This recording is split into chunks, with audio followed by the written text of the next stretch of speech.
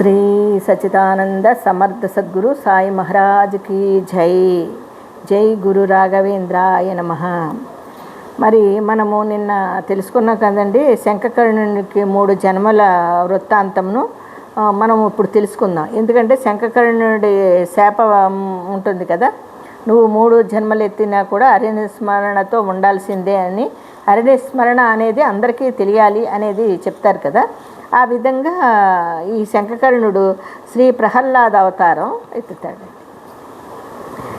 ప్రథమో ప్రహ్లాదో నామో ద్వితీయో వ్యాసరాయః రాఘవేంద్ర తృతీయాస్తు భగవత్కార్య సాధకః.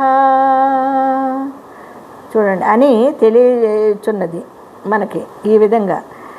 అయితే శంఖకర్ణుడు బ్రహ్మశాప ఫలితముగా తన మొదటి జన్మయందు ప్రహ్లాద నామముతో కృతయుగములో హిరణ్యకశిపుడు అనే రాక్షసునకు పుత్రుడై జన్మిస్తాడు. రాక్షస కులములో అంటే ఆయన రాక్షస అని అంటాడు కదా, మరి రాక్షస జన్మ ఎత్తానంటే రాక్షస కులంలో జన్మిస్తాడండి ఈయన ప్రహ్లాదుడు. ఎవరు? శంఖకర్ణుడు అనే ఆయనే ఈ 3 జన్మలు ఎత్తుతాడు. ఈ 3 జన్మల్లో ఫస్ట్ ప్రహ్లాద అవతారం ధరిస్తాడు. ఈ ప్రహ్లాద అవతారంలో ఎవరికి పుడతాడండి? హిరణ్యకశిపుడు అనే రాక్షస రాజుకి ఆయనకి ఆ యొక్క రాక్షస వంశానికి చెందే పుత్రుడు అవుతాడనమాట. అయితే ప్రహ్లాదుడు తల్లి గర్భంలో ఉండగానే హరినామస్మరణ గావిస్తూ ఉంటాడు. చూడండి, ఆయన శాపం చేసేటప్పుడు బ్రహ్మ ఏమని చెప్తారండి?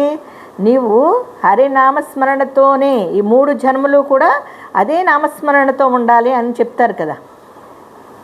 శాపం వేస్తూ నువ్వు ఆ రాక్షస జన్మలో జన్మించినా నువ్వు హరిస్మరణ మాత్రం వేడవు, 3 జన్మలు హరిస్మరణతోనే ఉంటావు అని శాపం కదా. అలాగే ఈయన ప్రహ్లాద అవతారంలో తల్లి గర్భం నుండి హరినామస్మరణతో వస్తాడు. గొప్ప హరిభక్తుడే విష్ణుద్వేషి అయిన తన తండ్రి పెట్టే హింసలను భరిస్తూ వస్తూ ఉంటాడు. మనకి అందరికీ తెలుసు. ఆయనేమో విష్ణు ద్వేషి తండ్రి, ఈయనేమో హరిభక్తుడు. చూడండి, మనకి తెలుసున్న వరకు సినిమాల్లోనూ కథల్లోనూ చదువుకున్నాం. మనకి చాలా వరకు కొంతవరకు తెలుసు చాలామందికి. లోకానికి హరిభక్తిలోని మహాత్యాన్ని చాటి చెప్పడమే కాక అణువణువున విష్ణువు కలడని చెప్పి తండ్రికి చెప్తాడు కదా. ఏమంటాడు? లోకానికి చెప్తూ హరి నామస్మరణ చేస్తూ లోకంలో అందరికీ తెలుస్తుంది, అమ్మో హరి ఎంత గొప్పవాడు అని. అలాగే ఆయన మహత్యాన్ని చాటి చెప్తూ కూడా అణువణువున విష్ణువు కలడని చెప్పి తన తండ్రికి జ్ఞానోదయం అయ్యేలా చేయాలనుకుంటాడు. కానీ రాక్షస జన్మ అంటాం కదండి, మనకి ఏదైనా కోపం వస్తే వీడు రాక్షసుడురా, మూర్ఖుడురా, వినడురా అంటాం కదా. ఆ విధంగా ఉంటుంది ఆయన ప్రవర్తన. చూడండి, ఉండి ఆయన జ్ఞానోదయం కలిగించాలని ప్రయత్నించిన ఆ ప్రయత్నములోనే శ్రీ నృసింహ అవతారమునకు పరోక్ష కారకుడైనాడు. చివరికి ఏం చేస్తాడు? ఆయన కోపము, నృసింహ అవతారానికి ఆయన ఉగ్రరూపం ధరించాడంటే ఎవరైనా భరించగలరండి? ఆయనేమో హరి హరి అదిగో ఎక్కడున్నాడు అంటాడు, ఈయన ఎక్కడున్నాడు అంటాడు. మరి ఆయన నృసింహ అవతారానికి కూడా పరోక్ష కారకుడు అవుతాడు. ఎవరు? ఈయన. మరి ఆయనేమో కోపంలో ఉంటాడు తండ్రి, ఈయన ప్రహ్లాదుడేమో చిన్న వయసు నుంచి హరి హరి అంటూ ఉంటాడు. అప్పుడు శ్రీమద్ భాగవతంలో కూడా భాగవతంలో కూడా ప్రహ్లాద చరిత్ర సవిస్తరముగా వర్ణించబడి ఉన్నది. శ్రీమద్ భాగవతంలో కూడా మనకందరికీ తెలుసు. అయితే అందులో చదువుకున్న వాళ్ళకి ఇంకా బాగా తెలుస్తుంది. మనకి అంటే అక్షర జ్ఞానం లేదండి, అంతగా రామాయణం భారతం అన్నీ చదివింది ఏమీ లేదు, భగవద్గీత కూడా పూర్తిగా నేను చదివింది లేదు. అందుకని చదువుకున్న వ్యక్తులకి, చక్కగా ఆ జ్ఞానం ఉండే వాళ్ళకి ఇది పూర్తి వివరణలు తెలుస్తాయి. నేనేదో కొంచెం నాకు తెలుసున్నది ఆయన మీద భక్తితో నేను ఇలా చెప్తున్నాను. వినేవాళ్ళు ఇందులో తప్పులు ఏమైనా ఉన్నా నాకు చెప్పొచ్చు, తెలియపరచొచ్చు. నా దగ్గర ఉండే పుస్తకాన్ని చూసి ఒక రాసిన ఆయన పుస్తకాన్ని చూసి నేను ఇది చెప్పడం జరుగుతూ ఉంది. ఇది లక్ష్మీ గణపతి శాస్త్రి అంట, ఆయన ఇది రాసింది, శాస్త్రి గారు రాశారు. ఆయన విజయవాడ ఆయన. మరి నాకు తెలిసి కొంచెం వరకు ఇది ఇప్పుడే నేను కూడా తెలుసుకోవడం. మరి ఈ విధంగా ఆయన భక్తి ఉంటుంది. శ్రీమద్భాగవతములోని ప్రహ్లాద చరిత్ర సవిస్తరముగా వర్ణించబడి ఉన్నది. ఎవరైనా అది చదివితే కూడా అందులో పూర్తిగా మనకి బాగా తెలుస్తుందంట. ప్రహ్లాదుడు తండ్రి తరువాత రాజ్య స్వీకారము చేసి గొప్ప హరిభక్తుడై గృహస్థాశ్రమంలో ఉండి రాజ్యపాలనతో బాటుగా హరిభక్తిని కూడా ప్రచారం చేసి శ్రీ మహావిష్ణువు యొక్క ఆజ్ఞను పాలించాడు. అదండి, చివరికి ఏం చేశాడు ఆయన? ప్రహ్లాదుడు తండ్రి తరువాత రాజ్యస్వీకారం చేసుకున్నాడు ఈ ప్రహ్లాదుడు. ఆయన నృసింహ అవతారానికి బలైపోతాడు చివరికి, మూర్ఖంగా ప్రవర్తించి. కానీ భగవంతుడి ముందు కుప్పుగంతులా అండి. చూడండి, ఎవరైనా సరే ఇప్పుడు చూడండి, భగవంతుడు కాదు బాబా గారు అని కుప్పుగంతులు వేస్తున్నారు కదా, చివరికి వాళ్ళకి జరిగేది ఇలాగే. హిరణ్యకశిపుడికి జరిగినట్టే జరుగుతుందండి. భగవంతుడితో కుప్పుగంతులు కాదు, వాళ్ళు ఏదో ఆట ఆడుకుంటున్నాము అనుకుంటున్నారు వాళ్ళు. మీరందరూ కూడా భగవంతుడిని పట్టుకొని, భగవత్ అవతారాన్ని పట్టుకొని భగవంతుడు కాదనే వాళ్ళు కుప్పుగంతులు ఆట ఆడుకుంటున్నారు.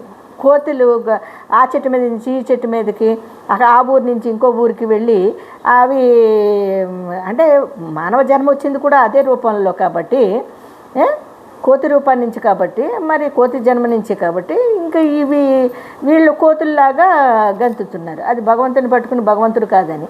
చివరికి వాళ్ళకి జరిగేది హిరణ్యకశిపుడు లాగే జరుగుతుంది. కడుపును పుట్టిన బిడ్డ శ్రీహరి అని ఆ హరినామస్మరణ చేస్తే ఆ తండ్రి అంటే వాడు జన్మ సుకృతం, వాడు రాక్షస జన్మం. అలాంటిగా జన్మించిన వాళ్ళే ఈ రకంగా ప్రవర్తిస్తారండి. చివరికి వాళ్ళకి ఏమవుతుందండి? వాళ్ళు గ్యారంటీగా వాళ్ళకి బలైపోతారు, వాళ్ళ ఆగ్రహానికి బలైపోతారు, భగవత్ స్వరూపానికి బలైపోతారు. ఇది గుర్తుపెట్టుకొని జీవించాలండి. అది భగవంతుడు అంటే ఏంటనుకుంటున్నారు? అల్లా టప్ప కుప్పుగంతులు వేసేద్దాం అనుకుంటున్నారా? కాదండి, కాదు. ఇది చాలా తప్పు. భగవంతుడు కాదని మీరు విరవిగి ఇష్టం వచ్చినట్టు మాట్లాడుతున్నారే, వీళ్ళందరూ తెలుసుకోవాలండి. మీకు ఏదైనా జ్ఞానం ఉంటే కొద్దిగా తెలుసుకునే ప్రయత్నం చేయండి. అంతేగాని భగవంతుని పట్టుకుని భగవంతుడు కాదు, నువ్వు కాదన్న మంత్రాన ఆయన భగవంతుడు కాకపోడు, లేకపోతే పూజించేవాళ్ళు పూజించకుండా ఉండరు. కాకపోతే చివరికి జరిగేది ఏంటంటే, నీకు జరిగేది ఏంటంటే ఈ రకంగా ఆయన ఆగ్రహిస్తే, భగవంతుడు ఆగ్రహిస్తే వాళ్ళ గతి ఎలా అవుతుందంటే హిరణ్యకశిపుడిలాగా అవుతుంది. అది అక్కడ అంటే నృసింహ అవతారం ఎత్తాడంటే ఆయన అయిపోయాయి గ్యారంటీగానండి, జరిగేది అదే. అలా ప్రహ్లాదుడు రాజస్వీకారం చేస్తాడు, గొప్పగా హరిభక్తుడవుతాడు, గృహస్థాశ్రమంలో ఉండి రాజ్యపాలనతో పాటు హరిభక్తిని కూడా ప్రచారం చేసి శ్రీ మహావిష్ణువు యొక్క ఆజ్ఞను పాలిస్తాడు. అంటే ఆయన చెప్పాడు కదండి, నువ్వు 3 జన్మలు ఎత్తినా కూడా నా స్మరణని 10 మందికి తెలియపరచాలి అని చెప్పాడు కదా. లోకంలో జనులందరికీ హరినామస్మరణ నేర్పించాలన్నాడు. అదే విధంగా చేస్తున్నాడండి ఆయన. చూడండి, ప్రహ్లాదునికి దేవి సుకన్యను భార్య అయందు ఆయుష్మంతుడు, శిబి, విరోచనుడు, కుంభుడు, నికుంభుడు అను 5 పుత్రులు కలుగుతారటండి ఆయనకి. చూడండి, ఆయుష్మంతుడు, శిబి, విరోచనుడు, కుంభుడు, నికుంభుడు అను 5 పుత్రులు కలిగారు. వారిలో విరోచనుడి కుమారుడే బలిచక్రవర్తి. ఈ ప్రహ్లాదుడికి 5 మంది సంతానం కలుగుతారండి. హరినామస్మరణతోనే ఈయనంతా ఉంటాడు. ఆ తర్వాత ఆయనకి 5 కుమారులు కలుగుతారు. కలిగిన తర్వాత వారిలో విరోచనుడు కుమారుడే బలిచక్రవర్తి. మనం విన్నాం కదండి బలిచక్రవర్తి. మరి ఆ తర్వాత రేపు మనము శ్రీ వ్యాసరాయల అవతారం గురించి తెలుసుకుందాం. ఈ ప్రహ్లాద పుత్రులు 5 మంది కదా, 5 మందిలో విరోచనుడు అనే ఆయన్ని గురించి బలి చక్రవర్తి అవుతాడు కదా. ఆ తర్వాత రేపు కథని శ్రీ వ్యాసరాయల అవతారం గురించి తెలుసుకుందాం. అంతవరకు శ్రీ రాఘవేంద్రాయ నమః.